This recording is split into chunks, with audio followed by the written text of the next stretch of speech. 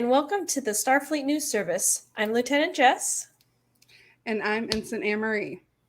On today's episode, we have an interview with Captain Lynn Harper of the STARFLEET Medical and some special announcements from the Director of STARFLEET Auxiliary Service, Jeremy Carsten. But first, I recently had a chance to sit down with Fleet Admiral David Nottage to discuss his recent travels and expeditions abroad to meet with various STARFLEET chapters. All right, so I'm here with David Nottage. So I heard that you... Hello, it's great to see you. Thank you. Good to see you too, Jess. Absolutely. So I heard you recently took a trip abroad. What places did you visit on your trip? It was started in Region 9. I was in Greece and got to visit Greece and Cyprus. Cyprus for the first time, which was amazing. After that, went to Region 20 and then back to the United States. Sounds like quite the adventure. So I have to ask, what was it that motivated you to take this trip in the first place? The trip was twofold. The personal side of it was that I wanted to go back to Greece. I had been married there, and I had not seen it in quite a few years post-COVID. It was really a lot of fun to be able to see some of the Acropolis and some of the places where I was doing live streaming. The other part of it was to meet STARFLEET members all throughout Region 20 and some in Region 9. It's amazing that you were able to both revisit some places that are very special to you and also meet some STARFLEET members. Can you tell us a little bit more about the chapters you visited? Sure. So the first two members that I met up with were actually members of my chapter here in San Francisco that now live in Athens, Greece. George and Joanne Pappas that are members of the USS Golden Gate. It was great to hang out with them. I stayed with them, and it was really good to see them. I was also very lucky to meet up with Ryan and Kathy Peck of the USS Werner von Braun. They're the ones that do the Star Pod Trek podcast. They happened to be in Greece getting ready for a cruise. And we met in a town called Alamos right on the beach and had a really long lunch and was lucky enough for them to record a podcast while we were there. That's amazing. Can you tell us a little bit about what it was like being on their podcast? Sure. I hadn't done one like that before where it was talking into an iPhone. So here I am talking in a beach in a taverna with an iPhone in my face.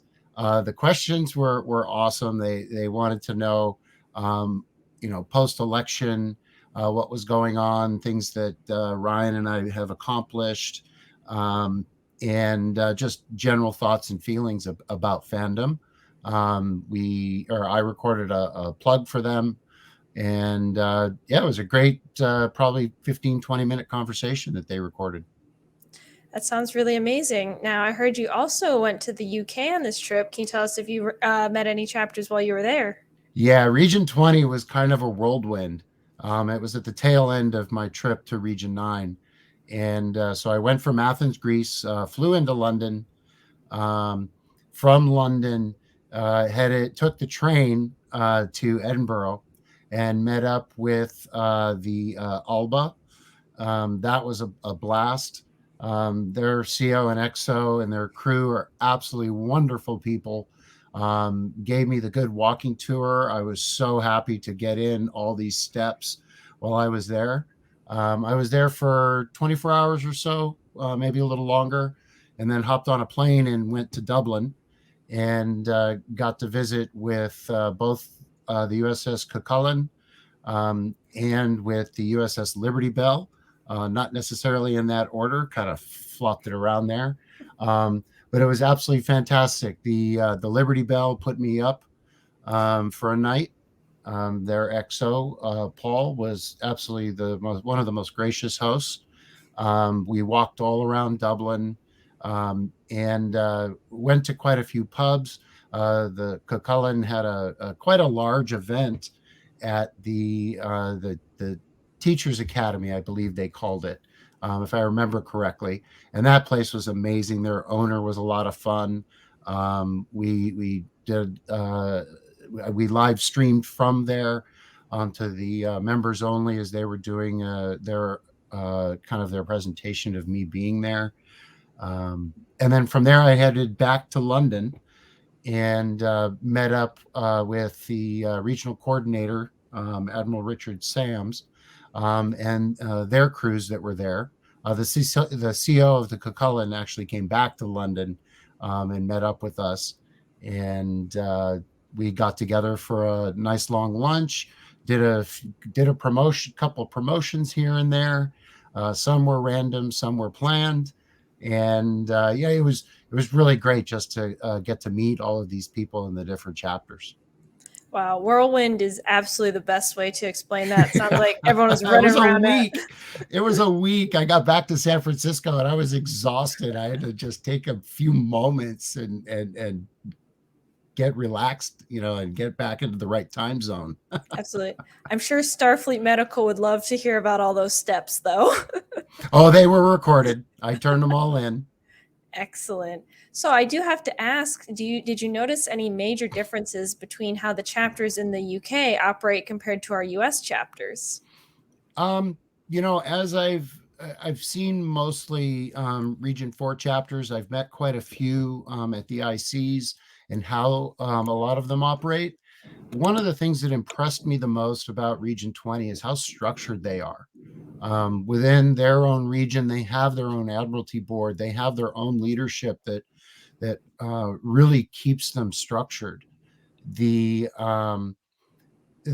way that both the Liberty Bell and the Cucullin kept speaking about family all the time, and how each one of their chapters are so close knit to each other was extremely impressive.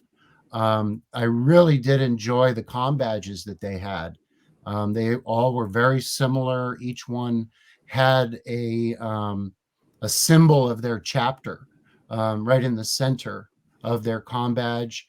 There was a lot of discussion about the now voted in handbook. And I was asking a lot of very poignant questions, and they were asking very poignant questions of me as well. And I think both of us and all of us really got to learn from each other. I took a lot of the statements that they were making, kind of twisted them up a little bit, and made them benefit Fleet as a whole. I purposely went to Region 20 because of the nature of their structure. And Richard and I have been long friends on the Admiralty, and I wanted to see him as well. The whole thing was just so much fun, and they were so welcoming, and I felt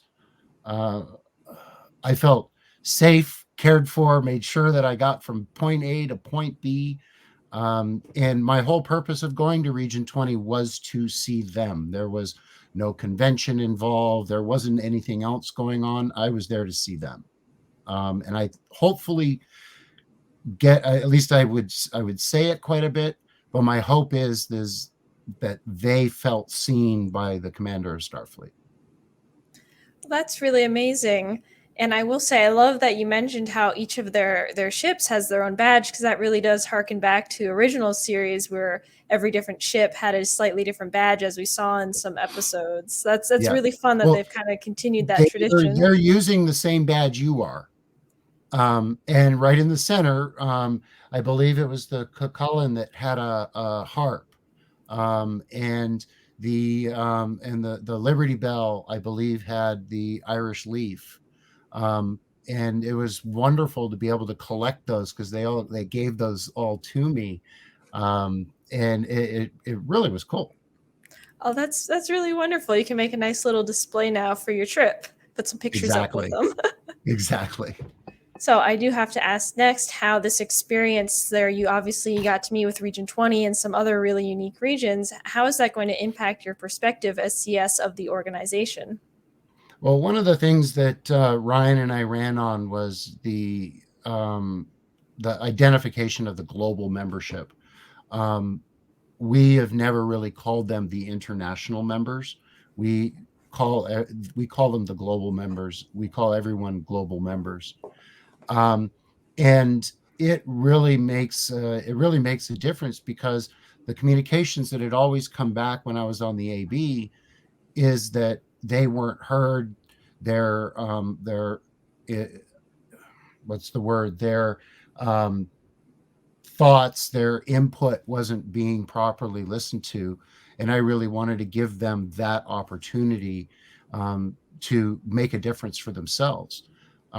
Things that part of the benefits of me coming through is that they started recruiting both the Alba um, and the Liberty Bell both gained members.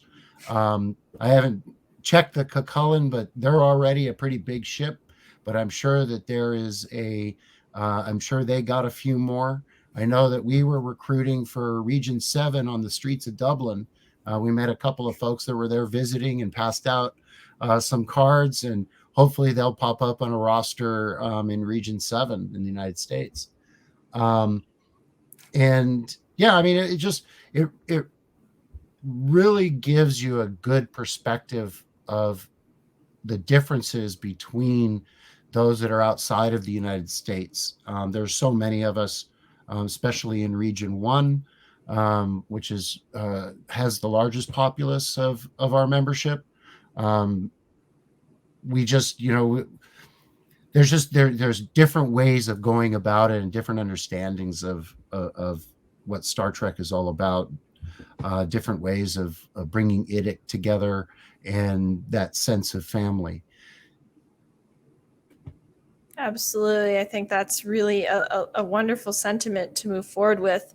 And next, I'd like to ask what advice you would give other US-based Starfleet members who are interested in taking a similar trip to meet some of the global members and Hmm. chapters.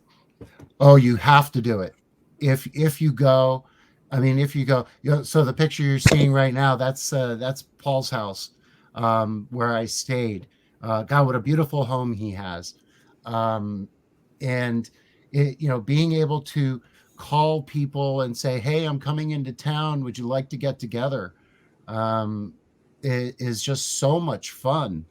Walking around these cities, seeing the sites that in all in these photos that you're looking at. I think this was right after one of the live streams. um, I tried to switch up my uniforms here and there just so it looked a little different each time, but I wore a uniform the whole time I was there. And there were people coming up to us asking us questions, wanting a whole bunch of photographs, and a lot of times we were just started recruiting and talking to people. Oh, that's a ton of fun. I'm sure they're asking if there was filming going on nearby. Yeah, nobody actually asked that because we immediately said that we're the local, we're part of the local fan club, and then they turn around and go, and this is our president coming in from the United States, and we're giving him a tour, and sometimes a couple of people followed along, and we stopped and talked to him. But I highly recommend that all of the members get to different areas. If you're going to go to Australia, send a note down there and saying, "Hey, I'm going to be in your town. You got any events going on?"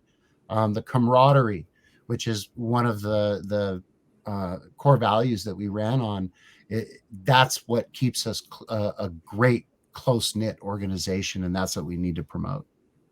Absolutely. One of many things we need to promote. For sure. And speaking of camaraderie, family, and of course, good times, I also heard you took part in this year's Star Trek cruise. Would you care to share a little bit Yeah, about that experience? the Star Trek cruise. For those of you that go to Star Trek Las Vegas, it's going to be very similar. It's not quite as large, but it is one of the most, as they say, unconventional conventions out there. Once you get past the cattle call and getting on in the lines and get settled, it was just amazing to be able to walk around the ship. There were, out of the thousands that were on the boat, I believe there were about 50 SFI members. We tried to get everybody together, but there are so many events going on that we couldn't all get together. Lucy Frank was on board ship with us. She's the one that actually originally told me about it. I had wanted to, I'm a boatsman, growing up, and I love being on boats. I mean, you'd be sitting at the pool, and all of a sudden Ethan Phillips walks along in his swimsuit. You know, um, People that I hung out with a lot were Sirach Lofton. Hung out quite a bit with Doug Jones. Um, my yeoman got to meet Nana, and quite a oh gosh, there was just so much that was going on. The food was pretty good. It is cruise ship food, right? Um, so you got the big buffets, but we always got a table. And for the most part, we recruited quite a bit. I know that between Lucy and I think we gave out somewhere of around 1,200 cards, because we had created these customized cards that had a QR code where people could scan. There was even one member, there was a Starfleet member who had just joined from Australia on board. And she didn't have the chapter. Well, come to find out that she lives like 3 blocks from the CO of one of the chapters down there, or at least in the same area. And so we're on the boat, and I'm pinging him in Australia, and we're getting them together, and just bringing everybody together. There are people from all over the world. There were people from Region 20. From the UK. There were lots of people from the United States. The cruise left out of Los Angeles for the first time, and we did part of our Cabo San Lucas and Mazatlan. And it really was just a lot of fun. I mean, there was a lot of dancing. There was a lot of parties. There was, the Gorn pajama party, and they had a Borg event. There was karaoke. RC-13 got up on stage and started singing, and that was fantastic. So yeah, I mean, it really is a constant 24/7 party, which unlike Star Trek Vegas does end. The evenings you go back to your room, you still get together. But I think it's just a very different atmosphere that just keeps going on and on and on, and it just never stops. By the way, I highly recommend that if you can go, you really should try to get on the next one, which is in February, and it's going out of Port Canaveral, going to Curacao and Aruba. And while it is a little pricier, it really is worth it, thinking that it has food included, and yes, you got to pay a little bit extra for some of the drinks, but it really depends on what your preference is. Well, thank you for telling us all about it. And I will say, I know from experience, Doug Jones is an absolute sweetheart. So I'm glad that you got to have a positive interaction with him as well. I met him when I was in my my full Ferengi cosplay. So that was fun, meeting the king of prosthetics in my own. Well, he actually walks like that with his arms to his side. I was shocked. I saw him walking, and of course he's so tall, and his assistant that was with him is so short. And but they are they're the most unlikely professional couple, but they worked so well together. It was just really amazing to watch. I kind of helped facilitate the connection, as everybody's seen with Doug being with our VIC. While the VIC committee had already contacted him, I kind of made the extra push face to face while he was there. And he's done some stuff for the VIC. So that I was so ecstatic that happened. Yes, I'm so thrilled that he's going to be a part of our VIC. It's going to really be a fantastic event this year. Yep. And I do want to ask you as well what you thought was the most rewarding aspect of going on the Star Trek cruise. It was the social aspect of it. Going to the Admiral's Mess, walking into the dining room, and every every guy that was in there was dressed in their Admiral whites. I wish I had had a pair of them. I didn't, but it's everybody was in white. The everybody dressed up. The women that were there were either in wonderful gowns or in very nice. Most of it all homemade uniforms that were just fantastic. The dance, the Admiral's Ball was a lot of fun. Everything was blue. It was pretty jam packed. I did get out on the dance floor for a few minutes and then backed off just because it was so close quarters, and I was, I'm still very cautious about COVID and not wanting to get sick on the rest of my travels. Absolutely. It sounds like a really fantastic time. Yep. And I'd love to see you bust a move sometime. Well, I don't know if I'm that impressive. Or more of a slow dance kind of guy. I do definitely do the slow dance thing, but I try to, get with the faster music sometimes. Just gotta have fun, live Yeah. like Neelix. Definitely a product of the 80s. So I do like 80s music. Some of the newer stuff is not quite my style, but it's still a lot of fun. It's got a beat. Oh, absolutely. So my last question for you this evening is, do you have any other trips planned for this year for Starfleet? So currently my travels have slowed down. Sad to say that my yeoman and roommate here in San Francisco passed away at the beginning of June, and so I'm dealing with a lot of that stuff right now while continuing to work for Fleet.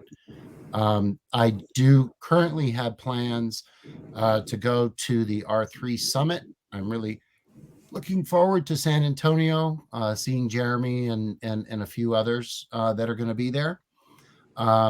After that, I will be heading back to my family in Hawaii for the holidays. My parents, want me to come home and help out with their basically with the holidays and setting stuff up. And then I'll be back. In the meantime, in between that, I don't have anything scheduled right now, but I'm hoping that in my absence of traveling over the next couple of months, that Ryan Case will be doing some and visiting some chapters, not only in his area but in his nearby area. After the cruise next February, I do have intentions of trying to get up to R10 and R13. There have been some invitations coming from that direction. I would suggest that if people would like to host me or want me to come in, just drop me a line. New York is another one that I want to go to. One of the places that I've never been and I really want to is to get down to Australia and New Zealand. So I'm not sure if that's going to happen this time around, but that is definitely on the list to make that trip. Sounds like you have a lot of really amazing adventures on the horizon, and we look forward to hearing all about them. And thank you so much for all you do for Starfleet. And thank you so much for doing this interview tonight. Can I make two quick other plugs before we end this? So one is for the VIC. I just want to throw it out to everybody. Please look through your stuff. If you have things that you can donate, please put them together in a box. And don't quite hold me to this, but I believe the quartermaster will send you a mailing label so that you can get that sent up to him in Colorado. I'm going to reconfirm that with him, but I believe that's what he said.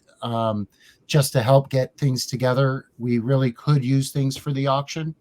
And then on the other side, one of the programs that we are starting and kind of have started is the membership grant, which is a one-time membership supplement for the membership that if you can't afford this time around your $5 membership, that you can apply for a one-time where we pay for it.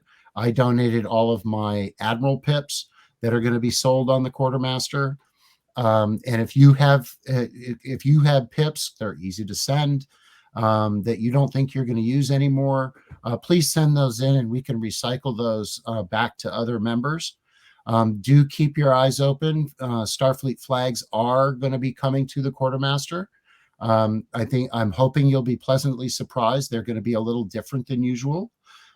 We have been in a Starfleet rebranding process, and that is starting to trickle out.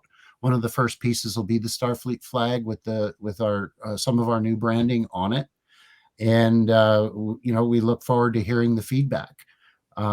Other than that, thank you so much for bringing me on the show. Starfleet News is a wonderful product, and I hope it continues for a very long time. And Jess, thank you very much for doing the interviewing and the hosting here. Of course. And again, thank you for coming on. This has been an absolute blast, and I look forward to seeing those flags. Those are going to be fantastic. Yep. I think they'll be very much of a surprise. Excellent. Well, thank you. And you have a fantastic rest of your night. Thank you.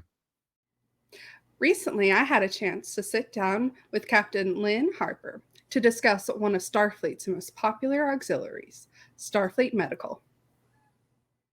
Hi, Lynn. Welcome to the show. Thank you. So nice to meet you. So nice to meet you as well. So, to get started, for anyone who might be new to Starfleet, what exactly is STARFLEET Medical? STARFLEET Medical is an auxiliary of STARFLEET International. We represent all of the chapters and all of the regions of STARFLEET International. We have assistant surgeon generals and deputy assistant surgeon generals in most of the regions of Starfleet, and we are not offering medical advice. I want to make very clear that we're not doing that. However, we encourage members to look after themselves well, to do step challenges and other types of challenges we've created challenges that people are doing along the way. And really it's to have fun. And it's a really lovely group. I've been with Starfleet Medical, I guess 2 years now. And I've just really enjoyed getting to know people. So if people are wondering, why do you do that? It's because it's really the people. I really like that. So are there any prerequisites for joining Starfleet Medical? Do you have to work in, like, say, the medical field? No, you do not. I mean, you can have an interest in it. I am not a doctor myself. I am a teacher. I have a background in educational psychology and counseling, but I am not a doctor. However, there are many incredible practitioners within the ranks of Starfleet Medical. We have veterinarians, we have doctors, we have first responders, all with it. I guess we all have an interest in the medical field. But there's no prerequisite to join. If you go into the database and just click your affiliation being Starfleet Medical, that would give you the right to be a member of Starfleet Medical. So I know you said some activities, but what are other activities that Starfleet Medical is responsible for?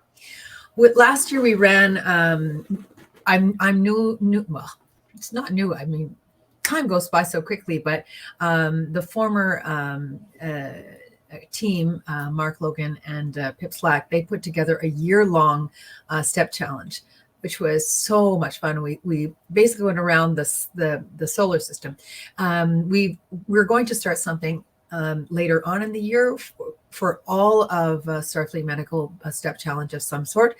But there are step challenges happening in many of the regions. And if your region doesn't have a step challenge, then you're welcome to join with another one. And there's always lovely certificates that go along with them.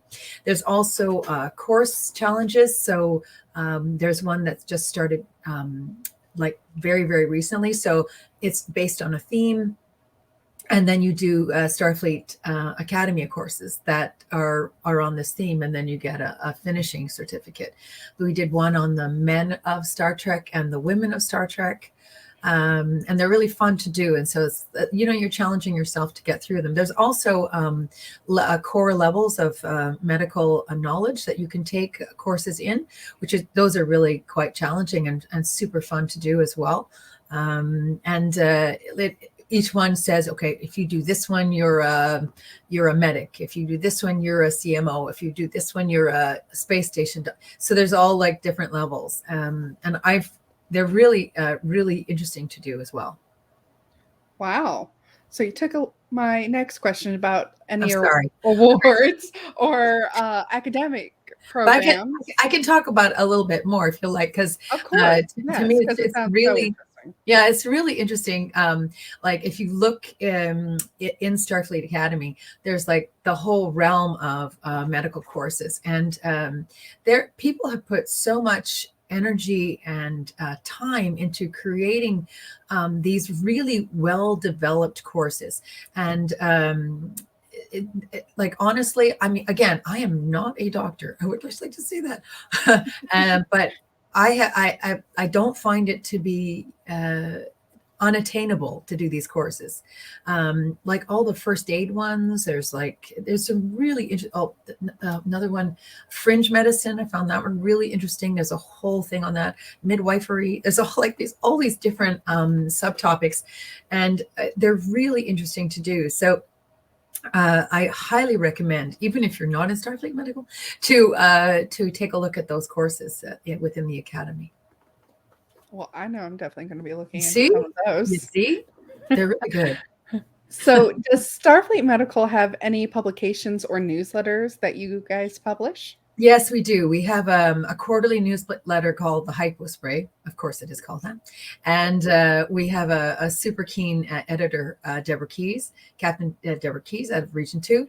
And each time we do a newsletter, we set a theme, and then each ASG or Assistant Surgeon General, or I have to say it slowly, I'm sorry, Deputy Assistant Surgeon General, they put together some articles that are based around whatever theme we've chosen. It's usually a Trek medical theme, and so it gives everybody a little chance to be creative and do a little bit of writing, and then there's always like a puzzle or something at the end for the cadets.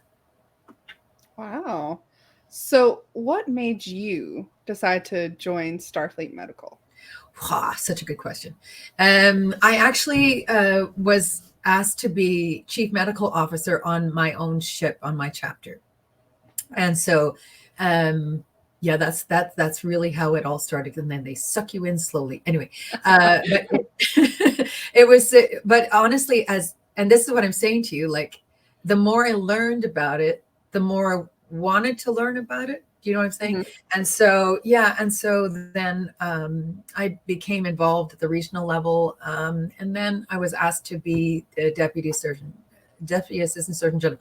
Now, if you're in Starfleet Medical, if you're one of the ASGs, you're going to laugh, because I just finished saying how much I hate acronyms, because I never get them right. That's why I'll just say it out loud, say all the words out loud. But yeah, so that's how it is. And you know, like over time, I've developed relationships and friendships with the people in the organization, and it's just been really really interesting and really fulfilling work. Wow. So are there any upcoming projects in the works relating to Starfleet Medical that you can tell us about? Yes, there are. There are some projects coming up. We have a challenge coming up right now. Sorry, that was my daughter trying to get me. And there's a new challenge coming out. So if you check with it on our Starfleet Medical page, the challenge is all detailed there. The other thing is too that, and it's I take my hat off to my my chief of operations and my deputy, and to Deborah Keyes for putting together a program where we can actually recognize people's certificates in the database, this is brand new. It's like literally just starting to happen. So it's so much work, and I'm so thankful for all the work that they're doing for us and for all of our members. So that's coming up. That's a big thing. You're going to see if you've received, for example, one of your awards or a certificate in something, you're going to start to see that in the database as well. So that's new. That's new in the next bit. Yeah. That sounds amazing. So I also understand that your XO of your chapter is director of Pet Fleet. Yes. Have you guys considered, collaborating and maybe having a Starfleet veterinarian program? Have you been talking to Randy? Listen, for me, the auxiliaries are all about having fun. And if that's what people want to do, then that's what we're going to do. We'll find a way to make that happen. And I know that the lead on the DERP, oh no, what's DERP mean? The emergency preparedness group within Starfleet Medical, they did something where there was a tribble infestation. And yes, so they were looking after that. And so there was a little bit of a fun scenario that was created across the fleet. So that was kind of fun.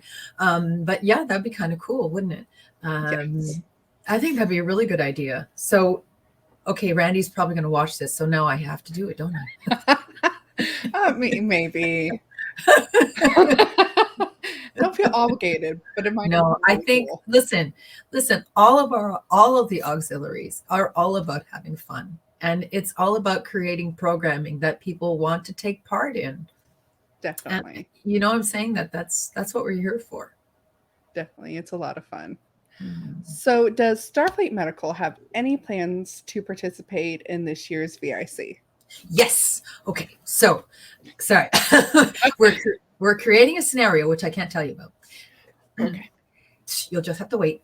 And we're going to do a recorded response to the scenario. So that's fun. So basically a role-playing activity. And then all of the ASGs have sent in little videos so that you get to know, short ones, so you get to know each of us and each of our regions. Because it's, people say region 3. Okay, I know where that is. Does everybody, And so I want people to have a chance to say, this is who I am. This is what I'm doing. Come join us, because you can join at the regional level. You can join at the fleet level. So yes, we are definitely going to do something at the VIC. Well, I'll definitely be looking forward to that. So most important question, who is your favorite Star Trek doctor? This is the question I was dreading because I don't have an answer. Okay. So can I just rank them? I don't know. I'm fine with that, honestly. I love McCoy. Okay. McCoy, he is my go-to guy, Like when I'm having a sarcastic moment, that's the voice that's in the back of my head. I have to tell you, sorry, right? And then the EMH. I just love the doctor. He's just like that's the other, oh gosh, two sarcastic guys. Oh dear. I actually have when we've done role playing with my ship, I created an EMH. So sometimes when we're doing the role playing, I'm talking on one computer with the EMH and on myself. And so sometimes I talk to myself and he's terribly, terribly sarcastic. I do love him. Want to be a part of that so much. That sounds amazing. Yeah, it's fun. Yeah. So I would say those two are probably my favorites, although I really love Dr. Culber. Sorry. Really love him too. I don't know. It's a hard question. How do you ask me that question? Such a hard question. I'm sorry. I also met Wilson Cruz last year, so I was like, you're my new favorite. I completely understand that. Yeah. Yeah. Well, I have had a great time talking with you this evening. And thank you for coming on to the show and you're welcome. Being a joy. Oh, thank you. And now we go over to the Director of STARFLEET Auxiliary Service, Jeremy Carsten, for some special announcements. Greetings, Starfleet. With Admiralty Board Resolution 23-04, we approved the new membership handbook, which was just released on 1 July 2023. This edition details the different statuses for the auxiliary services, as well as brevet ranks for the respective director and deputy directors of those services. So with that, it is my pleasure to announce the following promotions.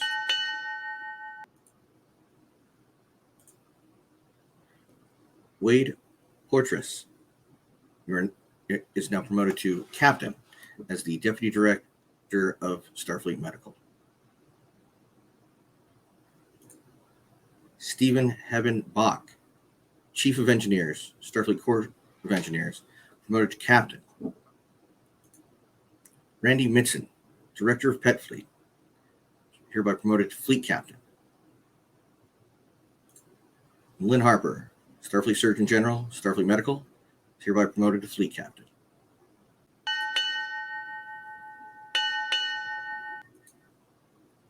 Congratulations to you all. Love working with you all, and I hope this goes toward recognizing all the hard work that you guys are really doing. Thank you. And now we'll go to some news from around the fleet. There have been some recent policy changes affecting membership processing that have resulted in some delays with new and renewal memberships being uploaded in the database. The Chief of Membership Services and the Chief of Information Services have been working together to get this backlog caught up and streamline the process moving forward. Currently, the backlog is caught up to July 1st. If you have a new member or a renewal that was put in before July 1st that is still not reflected in the database, please do reach out to the help desk. Next, I'd like to announce that a new membership handbook has been released. This 19th edition of the membership handbook includes a variety of changes, including a more formal tone, new language regarding denial of membership issues, background checks for the CS, a more streamlined election timeline, new guidelines regarding how chapter COs are elected, an update to the disciplinary appeals process, update to the process for establishing a Starfleet auxiliary, and automatic promotions for AB members and auxiliary service heads. For more information on the changes to the handbook, please visit the Members Hub on sfi.org. Next, we have the Starfleet Virtual International Conference, which is just around the corner. This year's VIC will take place starting Friday, August 11 at 12 p.m. Eastern Standard Time and continue until Sunday, August 13th at 8 p.m. EST. There are over 10 confirmed celebrity guests for this year's VIC, which include Doug Jones, Tim Russ, John Billingsley, and J.G. Hertzler. The VIC will be utilizing a GatherTown space again this year for virtual socializing, and there'll be another charity auction to support the Starfleet Scholarship Fund. Registration for this year's VIC is free to all members of Starfleet, but you must be registered in order to participate. So if you've not registered yet, be sure to head over to vic23.sfi.org, where there you'll find a link to fill out the registration form. Also, the VIC staff is still looking for items to include in this year's charity auction to benefit the Starfleet Scholarship Fund. So if you have anything that you'd like to contribute, please email vic2023@sfi.org. And then for those of you feeling up to an in-person conference this year, Region 3 will be hosting its annual summit in San Antonio, Texas on September 8th through the 10th. This summit will take place at the Embassy Suites by Hilton. It will include activities such as banquets, holosuite adventures, happy hours, charity auctions, gaming rooms, an SFMC muster, an SFI leadership town hall, and even a DJ set from the current Region 3 regional coordinator. For more information about the Region 3 Summit and to purchase tickets, head on over to the Region 3 webpage at region3.org. So that about wraps it up for this episode of the Starfleet News Service. I've been Lieutenant Jess. And I'm Ensign Anne-Marie. And until next time, live long and prosper.